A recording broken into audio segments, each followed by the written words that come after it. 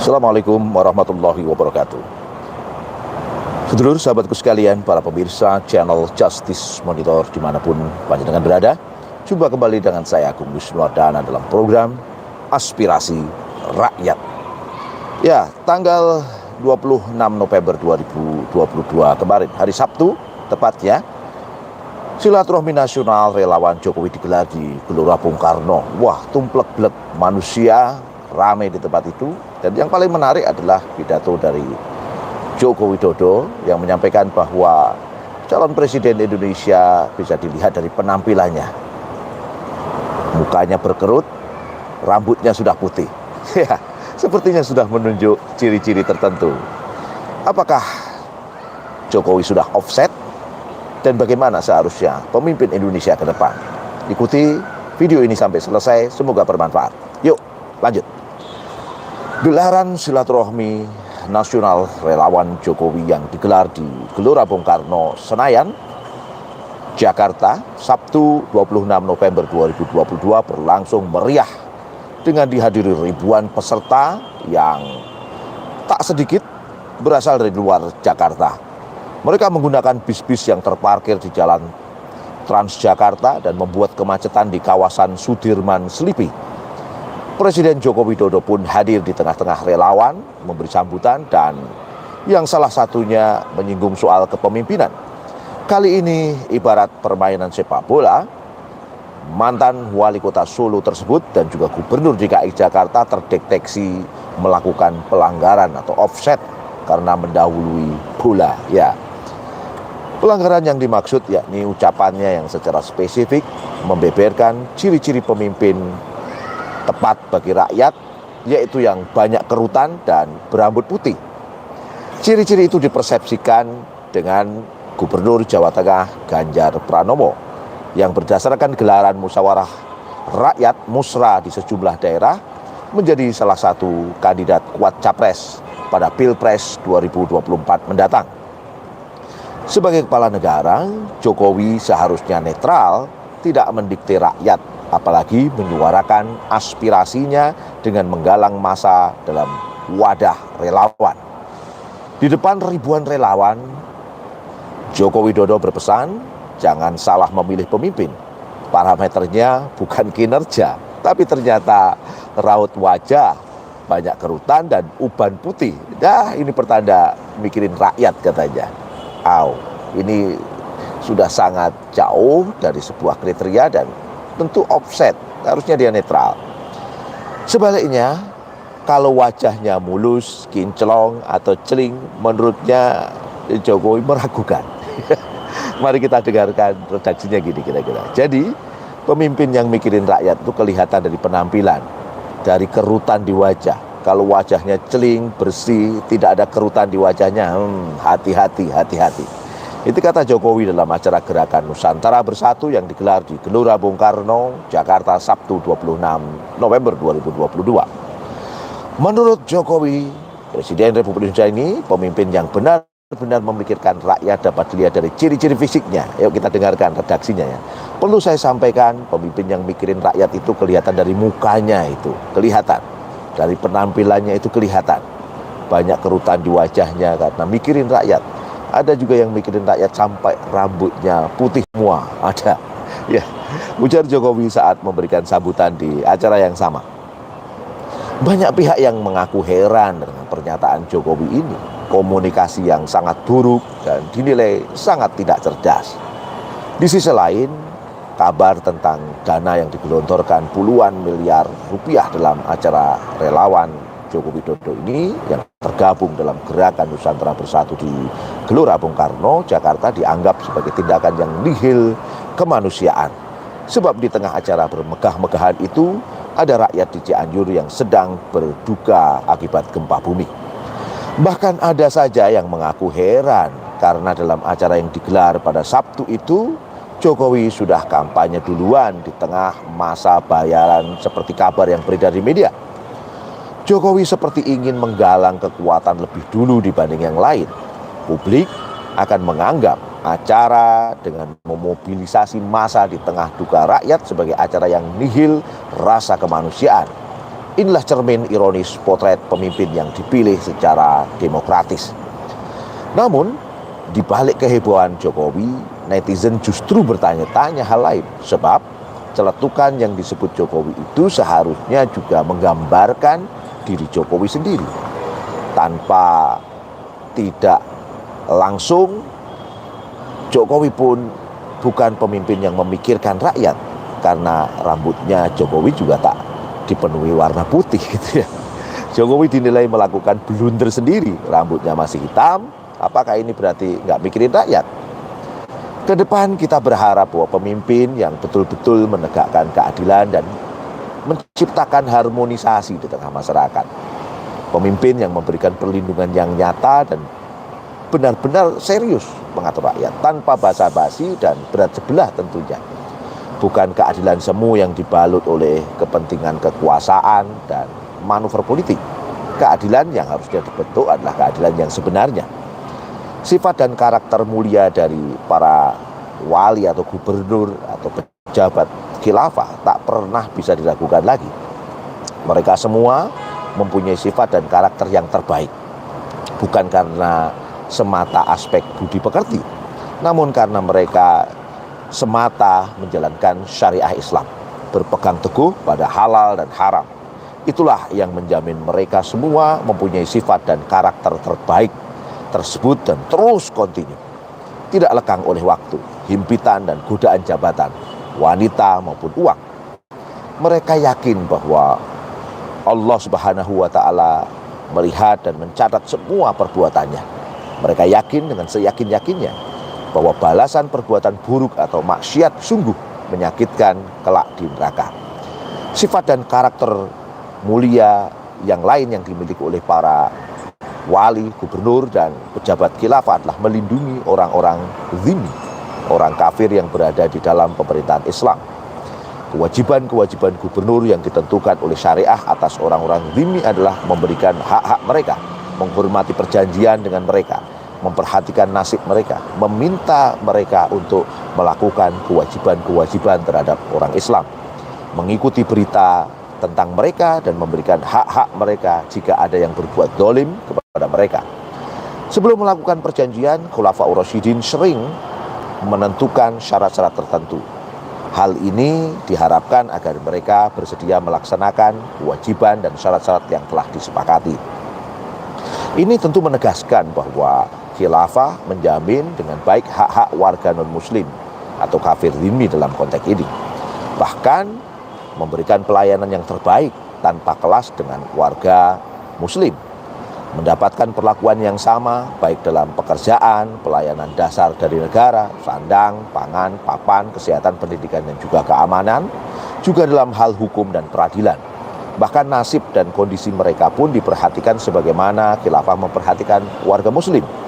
Demikian pula jika mereka didolimi, mereka akan mendapatkan keadilan walau yang mendolimi adalah warga muslim. Inilah keadilan dan keindahan syariah Islam, memberikan perlindungan yang nyata dan sebenar-benarnya tanpa basa-basi dan berat sebelah. Bukan keadilan semu yang dibalut oleh kepentingan kekuasaan dan manuver politik. Inilah keadilan yang sebenarnya. Sifat dan karakter mulia selanjutnya adalah memberikan rasa aman kepada masyarakat. Dalam buku The Great Leader of Umar bin Khattab karya Dr. Muhammad As-Salabi diceritakan bahwa utusan gubernur jika menghadap Khalifah Umar bin Khattab Al-Faruq, dia bertanya kepada mereka tentang perilaku gubernur mereka. Mereka yang menjawab, perilaku gubernur selama ini baik. Khalifah Umar bertanya kembali, apakah dia menengok orang sakit di antara kalian? Ya, jawab mereka. Umar bertanya lagi, apakah dia menengok hamba sahaya? Ya, jawab mereka. Umar bertanya lagi, bagaimana dia melakukan terhadap orang-orang yang lemah? Apakah dia duduk di depan pintunya? Jika mereka mengatakan tidak, Umar bin Khattab Al-Faruq langsung memecat gubernurnya. Umar memecat seorang gubernur jika dia tidak menengok orang yang sakit dan tidak memperbolehkan orang-orang yang lemah masuk ke kantornya. Syariah Islam mensyariatkan kepada para gubernur untuk peduli dan memperhatikan betul rakyatnya. Tidak untuk pencitraan pada awal menjabat ataupun selama menjabat untuk mendapat dukungan semata. Memang itu dilakukan dengan sepenuhnya. Yang ada justru para wali atau gubernur dalam Islam ketika mengecek kondisi rakyatnya jauh dari konsumsi awak media. Mereka kebanyakan melakukannya dengan sembunyi-sembunyi dan penyamaran. Tak jarang rakyat justru tidak tahu bahwa yang sedang dihadapi adalah para khalifah, para wali, dan para pejabat di dalam pemerintahan khilafah. Alhasil terlihat dengan jelas tanpa ditutup-tutupi realitas sebenarnya yang terjadi di masyarakat. Dengan itu khalifah atau gubernur tahu betul apa permasalahan yang sedang dihadapi oleh masyarakat. Dengan itu pula mereka tepat dalam mengambil langkah-langkah solusinya untuk menyelesaikannya secara tuntas dan cepat. Itu karena memang sesuai dengan realitas yang ada dan dilihat langsung oleh khalifah atau gubernur, dan ini tidak ditutup-tutupi. Tidak seperti sekarang ketika pejabat akan kunjungan ke suatu daerah, maka jalan-jalan akan diaspal, tempatnya akan disulap sedikit bagus, masyarakatnya dibuat skenario drama yang menunjukkan bahwa rakyat baik dan puas dengan kebijakan-kebijakan yang ada. Semuanya jauh dari realitas yang sebenarnya. Setelah pejabat pulang, kembali seperti semula, jalan-jalan dibiarkan rusak kembali, tempat daerah dibiarkan terbengkalai lagi, dan seterusnya. Peduli dan perhatian pejabat hanya muncul ketika kampanye saja. Di sebaliknya, pintu-pintu rumah khalifah dan gubernur terbuka 24 jam bagi seluruh rakyatnya yang ingin mengadu. Semua masyarakat tanpa ada pengecualian boleh masuk dan bertemu dengan para pejabat, khalifah, dan gubernur. Semua akan dilayani dengan baik dan sama perlakuan. Diberikan solusi dengan standar pelayanan yang sama. Tidak dibeda-bedakan antara kaya dan miskin, antara rakyat biasa ataupun pejabat, antara orang kaya ataukah anak rakyat biasa, dan lain sebagainya. Semua mendapat perlakuan yang sama. Tidak seperti sekarang, rumah pejabat mewah dengan tembok pagar yang tinggi plus pengamanan yang super ketat. Hanya orang-orang tertentu saja yang diperbolehkan masuk. Biasanya sesama pejabat, orang kaya, anak pejabat, atau orang yang dikenal saja. Selain itu tidak bisa masuk. Rakyat biasa jangankan masuk, mendekat saja sudah diusir. Kondisi di atas berbeda jauh dengan kondisi para gubernur dan pejabat khilafah. Khalifah Umar bin Khattab sangat mengharapkan agar para gubernur dan pegawai yang lain berpenampilan rendah hati ketika di hadapan orang-orang. Dengan seperti itu, mereka merasa bahwa gubernur mereka yang berasal dari masyarakat yang tidak memiliki keistimewaan dari yang lainnya. Ketika mengangkat sebagai gubernur atau pegawai khalifah, Umar mensyaratkan kepada dia supaya kendaraan dan pakaian mereka sama dengan masyarakat pada umumnya. Khalifah Umar bin Khattab melarang mereka membatasi diri dari rakyatnya dengan pembatas tertentu. Sifat dan karakter mulia lainnya adalah tidak membedakan antara orang Arab dan non-Arab. Para gubernur harus menyamakan semua orang, tidak membedakan antara orang Arab dan non-Arab yang beragama Islam ataukah kafir. Pernah kejadian, beberapa orang menghadap seorang pegawai pemerintah, dia memberikan uang kepada orang Arab dan tidak memberikannya kepada orang non-Arab. Maka Khalifah Umar marah betul, kemudian mengirimkan surat yang bersih, cukuplah seseorang dianggap melakukan keburukan jika dia melecehkan saudaranya yang sama-sama Islam.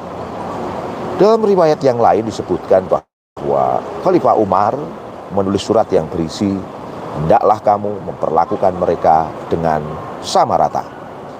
Inilah keberadaan kewajiban akhlak yang harus dilakukan oleh gubernur di dalam khilafah. Menepati janji, ikhlas dalam perbuatannya, merasa diawasi oleh Allah dalam setiap gerak-geriknya. Siap bekerja sama dengan semua kelompok dalam semua perbuatan yang mengandung kebaikan dan ketakwaan, serta menerima nasihat yang datangnya dari Allah, Rasulnya, para imam, dan orang Islam pada umumnya. Semua akhlak di atas dapat memperbaiki keadaan masyarakat. Selain berkewajiban untuk melaksanakan akhlak-akhlak di atas, seorang gubernur dituntut untuk menyampaikan kepada masyarakat melalui khutbah-khutbah, surat-surat, nasihat-nasihat, dan perilakunya. Para gubernur pada masa Khalifah Umar bin Khattab menjadi contoh dalam melaksanakan akhlak-akhlak dan kewajiban-kewajiban di atas, baik sebagai sifat yang khusus yang mereka miliki atau perilaku mereka dengan masyarakat. Para khalifah, gubernur, dan semua pejabat menjadi contoh terbaik bagi masyarakatnya dalam sifat dan karakter mulia. Saudara-saudaraku sekalian, para pemirsa channel Justice Monitor, kita ketahui sekali lagi Presiden Jokowi hadir dalam pertemuan relawan nasional yang terjadi pada Sabtu 26 November 2022.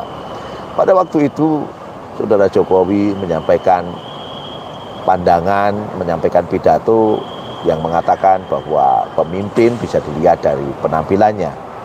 Kalau penampilannya banyak kerutan di wajahnya, kemudian rambutnya memutih, itu menunjukkan dia memikirin rakyat. Menurut saya ini satu sikap yang absurd sekaligus juga blunder. Absurd karena dia tidak melihat pemimpin dari kinerja, malah dari penampilan. Ya. Yang kedua, blunder karena Saudara Jokowi sendiri rambutnya tidak putih. Berarti apakah dia tidak memikirin rakyat? Nah, inilah satu yang blunder yang saya katakan dalam konteks ini. Nah, saya melihat bahwa apa yang disampaikan Jokowi ini menjadi offset ya, sudah offset ini. Offset sebagai seorang pemimpin atau presiden seharusnya dia bersifat netral kepada siapapun calon pemimpin yang ada. Dan tentu ini sangat jauh dari konteks Islam ya. Dalam Islam, pemimpin itu harus adil dan membangun harmoni di tengah-tengah masyarakat. Dan itulah yang dicita-citakan oleh Islam. Pemimpin yang berkarakter hebat, berkarakter akhlak yang mulia, berkarakter adil dan membangun harmoni di tengah-tengah masyarakat.